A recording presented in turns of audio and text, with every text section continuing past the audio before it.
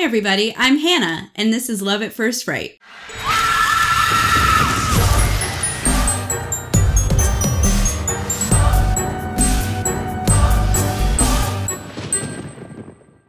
Hello, everyone. You're probably asking yourself, what the heck? What the hey? What's going on? Normally, they say, hi, this is Curtis, and this is Hannah, and this is Love at First Fright, but they skip the Curtis part. And that is because I'm flying solo today. But fear not. This is a one-off, Hannah-only special, direct for your enjoyment from the depths of my brain. The reason that we are doing it this way this week is because I actually got a piece of fan mail from a person, a listener called Kara Socks, who said, "Dear Hannah, why don't you do the podcast on your own? ? You're so funny and smart, and you have really good opinions on things. And also, you're sexy. Who men who need them? ? Love, Kara Socks." No, the real reason is that, honestly, real life happened. Curtis and I have both had really crazy schedules recently, and we weren't able to find a time to sit down and watch the movie together and record together and still have time to edit. And so while he is at work today, I am being left alone in the driver's seat against all better judgment. So we're just doing something a little bit different today. Because I'm alone, I did not end up watching the movie that we were going to this week. We will revisit that in our next regularly scheduled episode. But I thought it might be kind of fun just to do a weird little something. Curtis and I have actually talked previously about occasionally doing episodes of the podcast in a different format.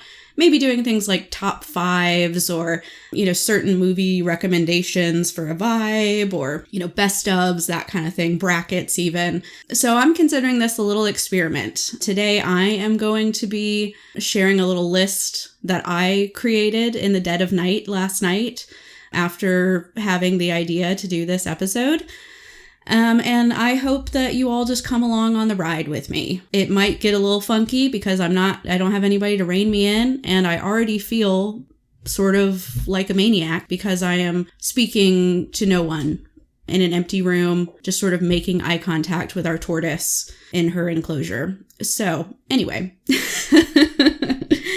I thought that with this opportunity to speak to you one-on-one, the perfect thing to dive into would be a subject that weighs heavily on my heart. It's something that's very important to me. And I know that it's top of mind for all Americans, right? This is critical to the culture. And that topic is, what horror movies would unironically make a really good musical on Broadway? I know, totally. This is something I've thought about for a long time because many years ago I saw one of the local production companies. Unfortunately, I can't remember who it was now. I wish I could so I could shout them out. But they did The Evil Dead, the musical. This is something that's been going on for a while, and different companies pop up and do Evil Dead. And I sat in the splatter zone where they have all the blood effects and all that stuff. And it was such a fun time, and it really kind of sparked my interest in, why don't we do this? There's some horror or horror adjacent musicals out there. Things like, Sweeney Todd come to mind, or The Little Shop of Horrors. So it's not unheard of, but what most of them have in common is there's kind of this, maybe a little bit of silliness or camp to them, or it feels more like a gothic story. So it's a bit more, maybe reserved would be the right word. It's not, the crazy heart-thumping thriller that a lot of us love in a horror movie. So I specifically created a list of horror movies that I think could genuinely be scary, but also be commercially successful as a musical. My credentials for this are that I own a microphone and I have Audacity installed on my computer, and I pay for a subscription to host a podcast somewhere. Those are my credentials. I also had a thriving career in local community theater as a middle schooler. So the first one that I want to talk about, this one is really this is the blueprint, because I think it could so perfectly be translated. I think that the original Halloween would absolutely rip ass as a musical. When I think of Halloween, of course, I'm talking about the 1978 John Carpenter, Deborah Hill Halloween. We did it on the podcast, talking about Laurie Strode and her, fight for survival against Michael Myers, who is out on Halloween night, having escaped from a psychiatric facility, returning to his hometown and killing babysitters and innocent bystanders. The reason that I think this would actually translate really well as a musical is, first off, the music and the soundtrack of Halloween is already instrumental in the story. While it isn't a musical in its current sense, I kind of think of John Carpenter's soundtrack, the infamous do do do do do do do do do do do do do do do do. That is so iconic. It immediately activates everyone. We all know what it's from, even if you're not a horror movie fan. And that music, in many ways, is kind of its own character in the movie. The movie would not be the same without that iconic theme song. And with that in mind, I think that there was a lot of opportunity there to incorporate that theme as an ongoing sort of reprise or a motif throughout the musical, and it would be so chilling. I honestly think it could be really good. I also think this could work because it is a semi-contained horror story. We don't have to do anything too crazy in terms of big practical effects. It's not like we need a big spaceship or something like that. It's pretty realistic to put on. And I just want to pitch something for you. This is my idea. This is my concept. TM, TM, TM. But also, if you want to do this, hit me up, because I would work on it with you. I see an introduction. The curtain opens. Stage left, we have Dr. Loomis and that nurse, whose name I don't remember, from the beginning of the movie, driving in a car. They're both just sitting in chairs and, pantomiming towards the audience like we're all familiar with. And they have that conversation that they do in the movie where, the nurse is sort of questioning, oh, why do we have to do this in the middle of the night? Why are we treating this patient so harshly? Why is there all these, extra security measures around him? Isn't he just a person like everybody else? And then Dr. Loomis gets to sing a rousing number that introduces Michael Myers to the audience called The Devil's Eyes. Do do do do do do do do do do do do do do do. I don't have all the lyrics yet. I also won't sit here and make you listen to a one-man show that is unhinged even by my standards, but I think it could be really good. He goes over the story of Michael Myers, maybe even stage right. We have a little spotlight moment, and we have a child actor that's sort of acting out some of the Michael moments.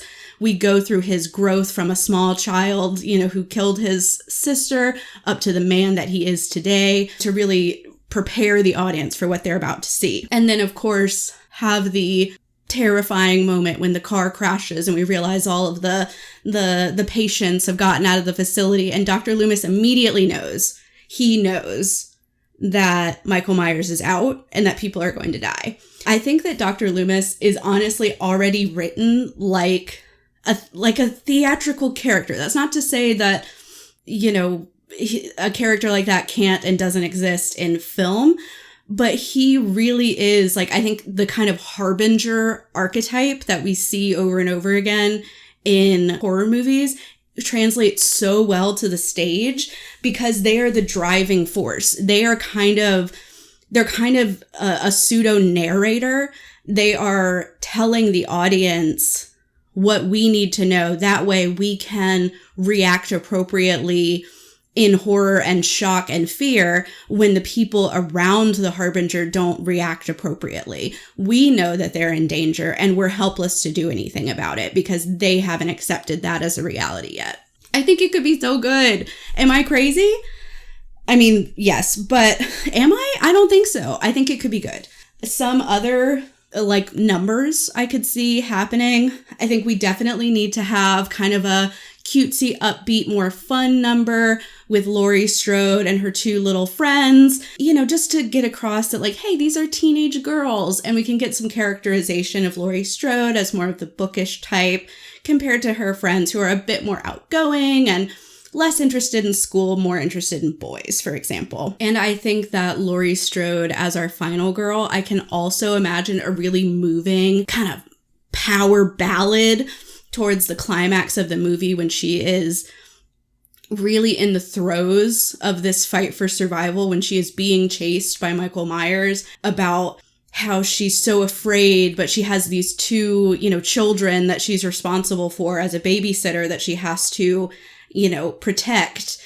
And I think it would be really interesting and intriguing to get the inside perspective of the final girl in the moment and not just seeing their fear through, you know, their screams and reactions, but also hearing the emotions that they're going through and their thought process and what survival means to them. I think it could actually be really good. Now, here's one take. Some people might say, well, what about a Michael Myers number? What about a moment when Michael gets a song? No, this is where I'm going to lay my foot down. That was me laying it down. It would completely break the character and the immersion if Michael had a number. If anything, I could see an interpretation maybe that motif of the do do do do do do do do, if that's kind of Michael's voice in a way, you know, that sort of coming up anytime he's in his stalker mode, or when he's just, you know, just behind a character and they don't know that he's there. I think that's his voice. I don't think that he needs to sing, because Michael Myers as a character doesn't speak. He's never done that. That's not part of his character. That's not part of who he is. He's this silent, faceless, always moving forward, freaking skyscraper of a man who is actually just pure evil incarnate, you know? I think that by giving him a song, it would negatively impact the performance, and I think it would take away some of the tension and the mystery around the character. But that's just me. I'm willing to hear arguments. If we think maybe Michael does need a song, maybe Child Michael could have a song.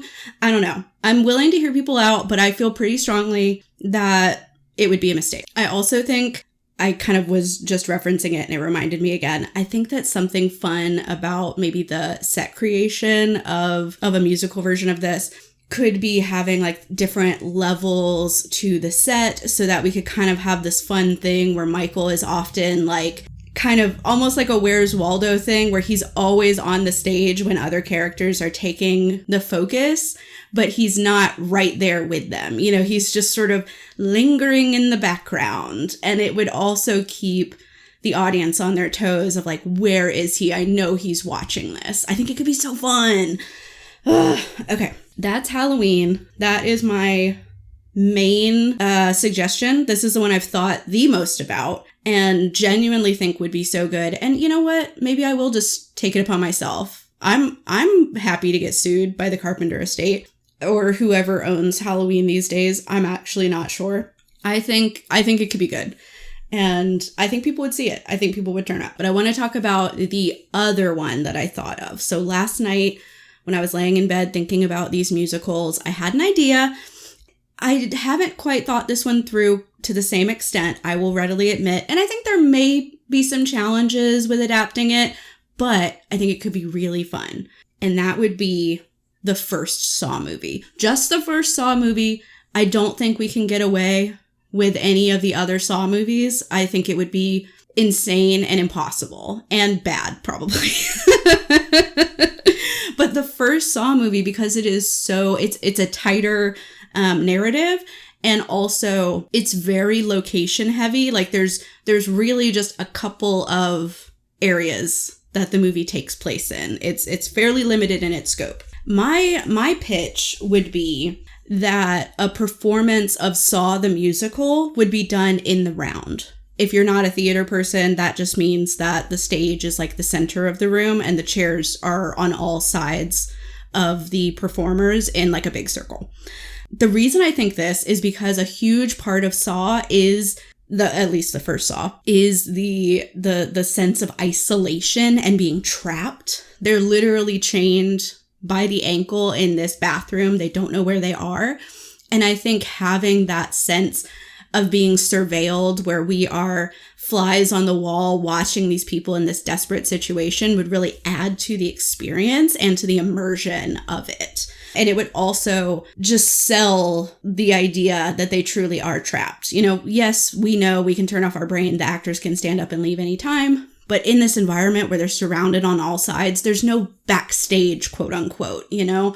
And I think that could be really effective for a musical. Now, the biggest challenge, I think, with a Saw musical adaptation is that, first off, with the way that it's written, it often bounces through time. So we go from scenes in the bathroom to, the other game with like Gordon's family in their home, things with the detective and like his mission to, bring Jigsaw to justice and his detective work, the surveillance that he's doing, all of the, putting together of clues that he's going through. So my thought would be that you still do it all in the round, but you can just periodically take us away from those characters in the bathroom, do a little scene change, and give us some lore dump about other things going on. Another thought I had was it might be interesting, at least for Detective Tapp,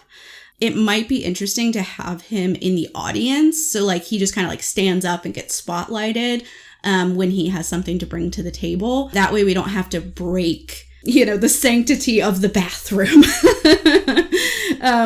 We just want to keep them there the whole time. So I think that could also work and be interesting. But some song ideas. So of course, I think probably the iconic number would be them listening to their tape and it being in that sort of creepy Jigsaw voice. That would, to me, would be the most exciting number, I think. I can definitely see you would have to have a really good Jigsaw. You would just simply have to. And also, big spoilers for the end of Saw 1, if you haven't seen it before or didn't listen to our episode on it. At the very end, Jigsaw reveals that he has actually been in the bathroom with them the whole time and he was just laying on the floor, and then he, stands up and like removes his gunshot wound, like special effects prosthetic and does his whole game over. It might be considered like psychological torture for whatever poor actor has to do that, physical and psychological torture. But if we could actually have a person laying on the ground, how fucking cool would that be to actually just have them laying there and then stand up and do that reveal? Like it would be mind-blowing. It would be mind-blowing.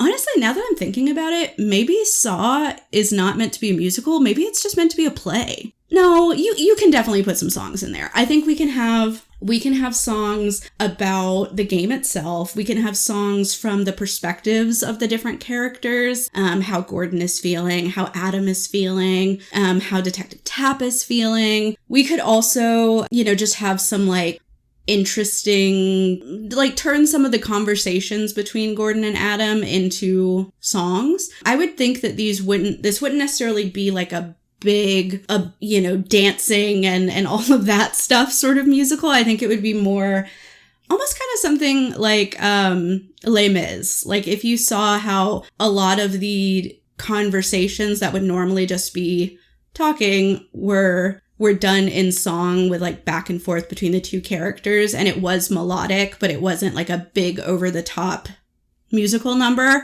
I think that's how it would have to be. I think that the music would just kind of be a driving force. And again, kind of similarly to Halloween, Saw also has a really freaking iconic theme song. And I think it would be amazing to have that dun dun dun, dun dun dun, dun dun dun dun dun, as everyone is putting everything together. I mean, how hype would you be if you were in the audience? I'd be losing my mind. I'd be standing up and throwing roses, personally.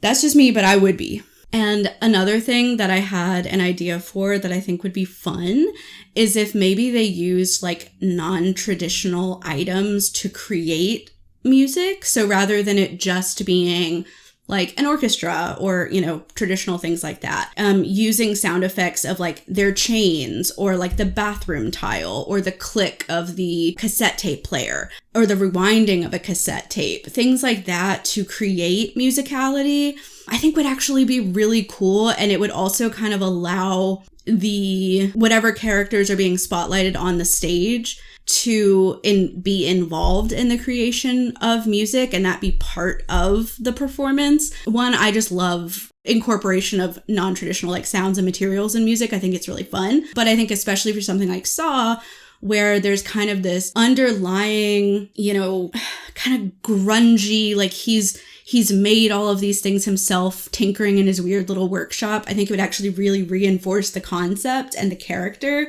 to incorporate those things as sounds and almost even use it as like a metronome at some parts or just these interesting little effects that can be layered on top of each other. I would think that would be really cool, personally.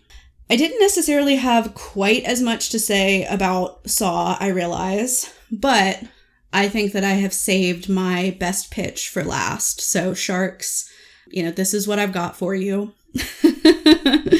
My final idea, and this is my no budget, no limitations dream musical, okay? Because I think this would be the hardest to pull off, but I think it would be the coolest if possible. And that would be a musical rendition of Nightmare on Elm Street. I will wait for the applause to stop. I know, it's brilliant.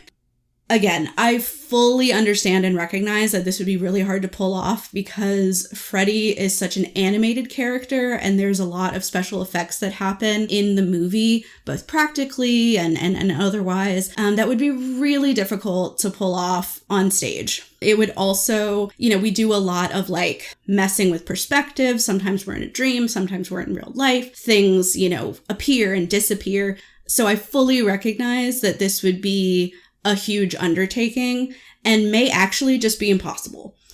But how cool would it be? I mean, is there anything cooler than a horror villain that literally haunts you in your dreams and kills you and things that happen in the dream happen in real life? I think it's so cool.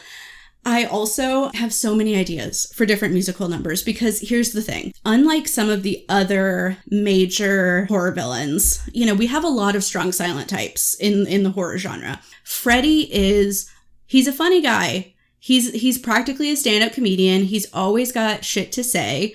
And he's always whipping out his funny little one-liners and his smart little comebacks. And I think having a horror villain that could genuinely have a voice in the musical would be so fun. I think this one would be the most entertaining to watch. And it probably wouldn't be as scary as it would be just truly fun and weird and silly. And that is so exciting to me as a concept. And I think it would be for a lot of people. But yeah, I love the idea of having a really strong Freddy, someone with a real handle on humor, a lot of theatricality, who can command everyone's attention. I mean, talk about like a dream role for somebody, honestly. It would be so cool. And it would work unlike how I don't think Halloween would work in that way. But, some of the things I think could be helpful is the use of lighting in kind of differentiating between the real life and the dream world. I think there's a lot of kind of like mirror images of each other throughout Nightmare on Elm Street, where, for example, like Nancy might be in her bedroom, but you don't really know, is it her real life bedroom or her dream bedroom?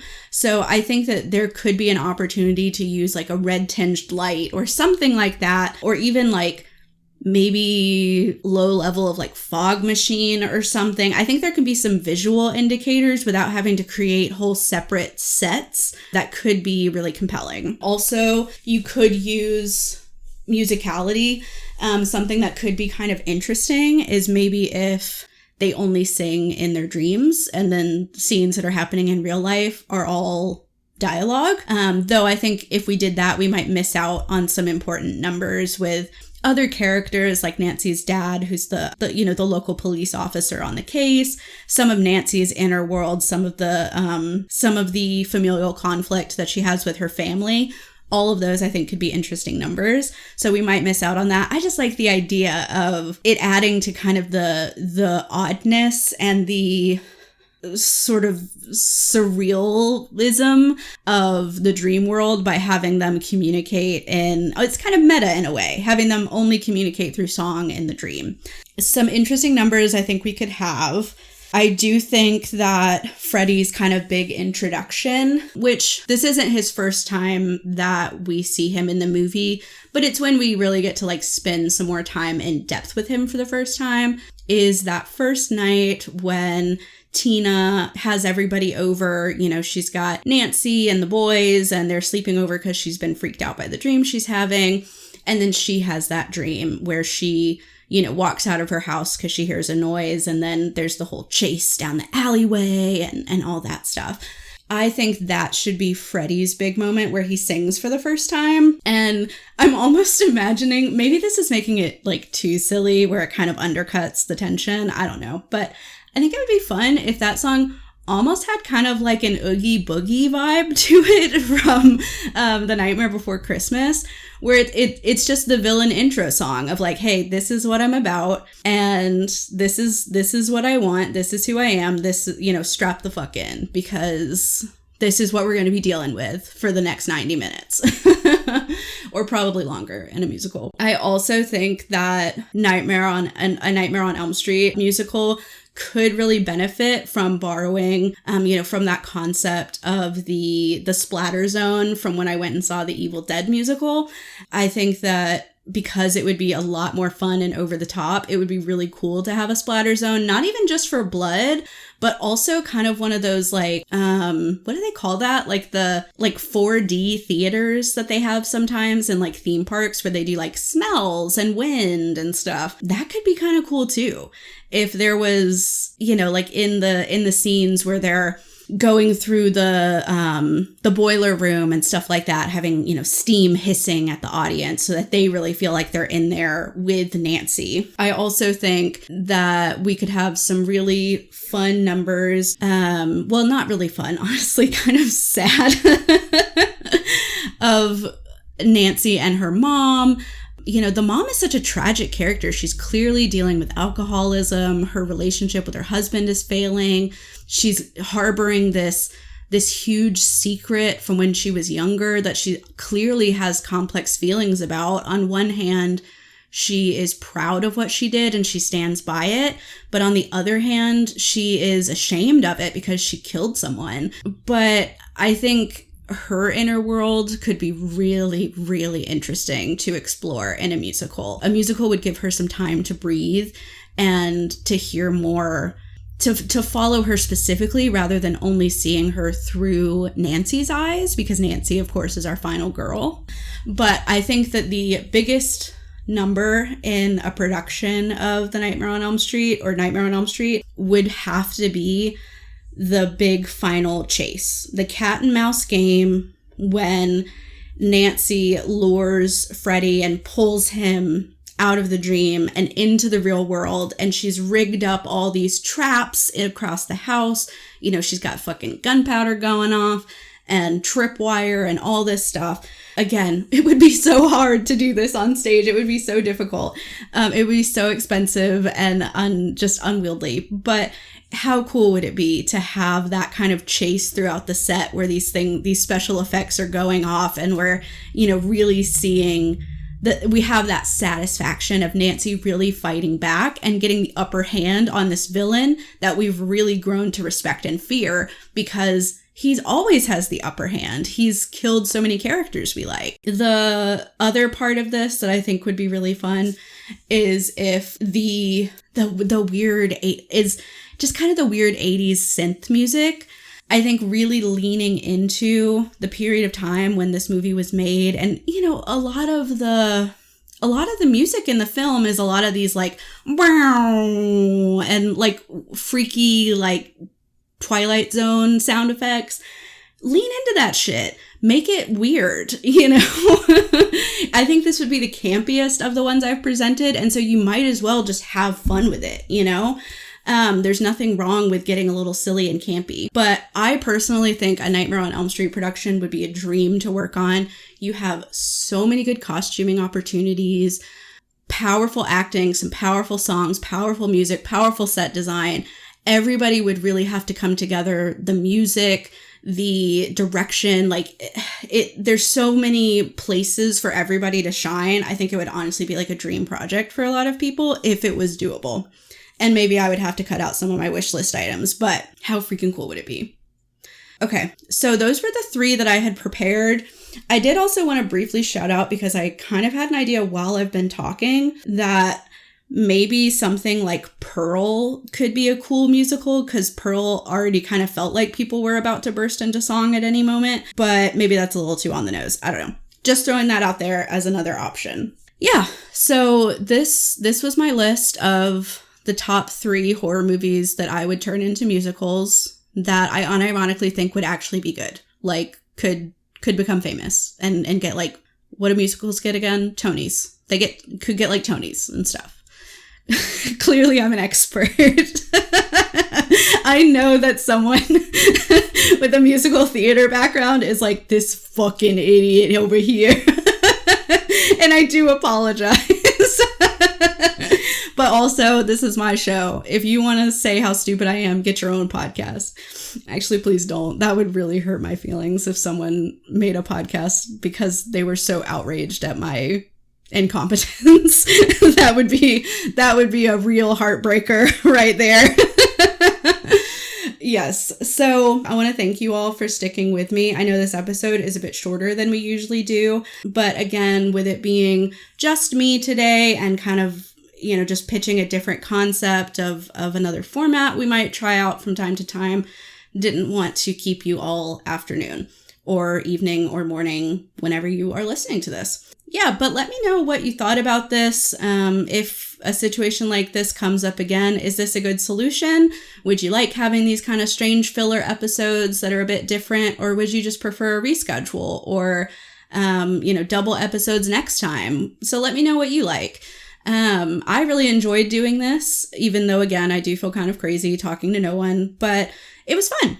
But yeah, love to just sort of talk and no one challenges me, and that's great. Other than that, of course, continue to send us your movie suggestions. Like I said, we will be getting back onto our regular schedule. So when we see you next, we're going to have a regular movie that we're going to be doing together, and keep them coming. We have a few weeks scheduled out or several weeks of episodes scheduled out, but we are also looking for, more movies. But yeah, what do you like? What kinds of movies are you guys into right now? With that said, if you have any feedback for us, you can still find us on social media. It's at First Fright Pod on Instagram and X. We also have a Facebook page called Love at First Fright, or of course you can send us an email. It's firstfrightpod@gmail.com. That's a great place to send us suggestions or your feedback, or talk to us. You might find us out in the wild somewhere. We're around. I think that's all I've got. This is like kind of, I'm starting to feel the awkwardness now, and it's getting a little crushing. I may have to drink a tall glass of wine before I edit this and have to listen to just myself, talking to just myself, editing just myself by myself, so to speak. But thanks for sticking with me, I guess. You're a real pal for coming all the way to the end here. Honestly, what a trooper. Give yourself a round of applause. I never get to say this part. I'm just realizing now. Curtis always does this part. So I gotta make it good. All right. Me. Wait, fuck, what does he say? Bruh. No. Oh, yeah, I know what he says. I'm a professional. He says, and as always, scare well and see you next time. Bye.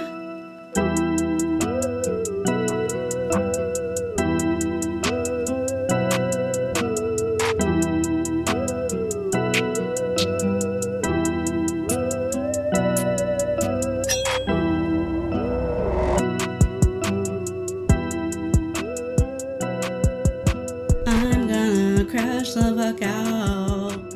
I'm being perceived. Why am I being so perceived now?